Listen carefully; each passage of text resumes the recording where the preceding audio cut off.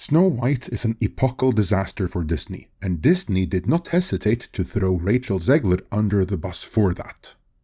Yet there are those who will debase themselves in a futile attempt to wash the egg of both their faces. Let's look at one such attempt at reframing the narrative for Disney, and it's a real doozy. Let's dive in.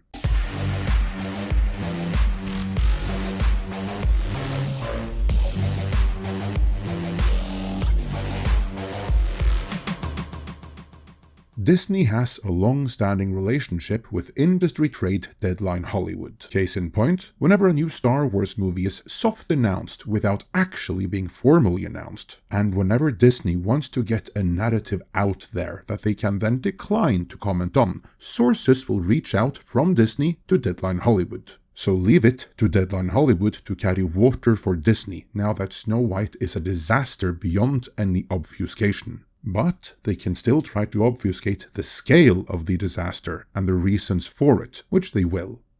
While everyone else estimates a loss in the $200 to $300 million range, Deadline Hollywood is doing damage limitation, while still admitting that things are not as great as Disney no doubt would have liked in their story, Snow White poisoned by controversy at the box office. See, it wasn't Disney's fault, it was the controversy, is the implication of that, and won't have a happy ending with $115 million loss. What went wrong? Yet, losing $115 million is not so bad compared to the $200 to $300 million loss being thrown around elsewhere, which tells us that this piece is indeed all about damage limitation. It reads, Disney's Rachel Zegler and Gal Gadot starring Snow White is headed to an estimated loss of $115 million after all global home entertainment, TV, and Disney Plus ancillaries according to distribution sources Monday. The loss, which was expected, is based on a final worldwide box office of $225 million. There are, however, many who question if the movie can even make it to $200 million worldwide at this rate, which would throw that calculation off right there. After going through actual box office numbers, Deadline then continue with their own forecasts, which they plucked straight out of their butts. Snow White, per our forecasts, will clear $295 million in revenues from $101 million in global film rentals, $62 million in worldwide home entertainment, $130 million in streaming and TV revenues, and $2 million from merchandise. Again, $130 million in streaming and TV revenues.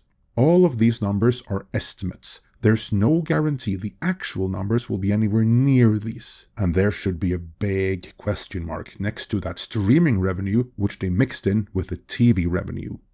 Case in point, the article says, note that when Disney Plus buys the title from itself for its streaming window, it's not a quick and easy calculation of 10% of domestic box office, as was the case back in the days of Pay-1 windows. Rather, it's a more Byzantine computation based on myriad factors, I've been told. That right there is code for that a big chunk of that $130 million streaming and TV revenue is Disney transferring Disney money from one Disney account to another Disney account, and in so doing, they will have practiced Hollywood accounting, thereby successfully making it appear as if the movie is more profitable than it really was, or in this case, claim that the loss is smaller than it actually was, at least in the trades, to save face. They'll still demand a deduction for the biggest loss they possibly can justify to the IRS, don't you worry about that. But let's skip the rest of the Hollywood accounting written here and end with the most pathetic attempt at carrying water.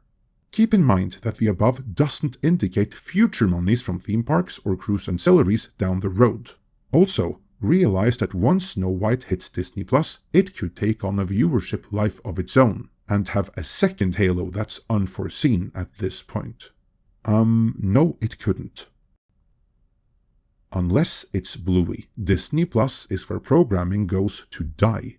The only things that do well on Disney Plus already do or did great outside of Disney Plus as well. Yet not a single one of their recent flops, and that includes their live-action remakes, have gotten any kind of new life on Disney Plus, so that's some high-grade copium right there. And there's more, because next, they try to justify Disney's whole decision process here.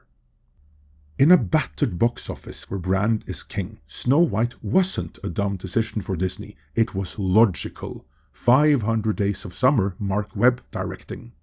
Okay, let's hold it right there. 500 Days of Summer came out in 2009. That's 16 years ago. We are as far removed in time from 500 Days of Summer as 500 Days of Summer is from the original Super Mario Bros. Movie being released. In fact, it's the same distance between Snow White and 500 Days of Summer as 500 Days of Summer and Snow's Informer dominating radio waves worldwide. Didn't Mark Webb do anything between 500 Days of Summer and Snow White? Something to further affirm what a logical choice for Snow White Deadline Hollywood claims that he was. Well, since then, he helped kill the Amazing Spider-Man franchise for Sony, as well as then rising star Dane DeHaan's career, since there was just no coming back from his Green Goblin being Beavis merged with Butthead on a flying skateboard. Mark Webb only did a couple of minor dramas between that and Snow White, so I don't quite see the logic of hiring him for Snow White. But let's not dwell on that, and instead jump forward to the lesson learned. Clearly, the age-old adage that controversy is bad for a movie's publicity still holds. Really? I could have sworn Hollywood felt that there's no such thing as bad publicity. That at least is what they always say when audiences reject some obvious stunt casting designed to provoke. But okay, let's go with that and move on. Disney went through this before in swapping Lord and Miller as director for Ron Howard on Solo: A Star Wars Story. That movie's box office fate was sealed from there, and it became one of the lowest grossing Star Wars movies ever at $393 million worldwide. Now that's a deceptive apples to oranges comparison right there. If anything, you want to compare brown Snow White with black Ariel, or with Disney's Wish, which was all about the messaging, and both of those flopped as well. Then, Deadline Hollywood continues Disney's tacit practice of throwing Rachel Zegler under the bus, writing, "Zegler's comments on Snow White didn't help, but as we have seen, Zegler's comments weren't the result of her going rogue.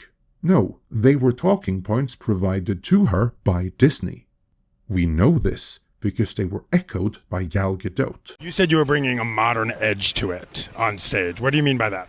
I just mean that it's no longer 1937, and we absolutely wrote a Snow White that is not going to be saved by the prince. She's not going to be saved by the prince, and she's not going to be dreaming about true love. She's dreaming about becoming the leader she knows she can be. That right there is two actresses sticking to the talking points provided to them by Disney.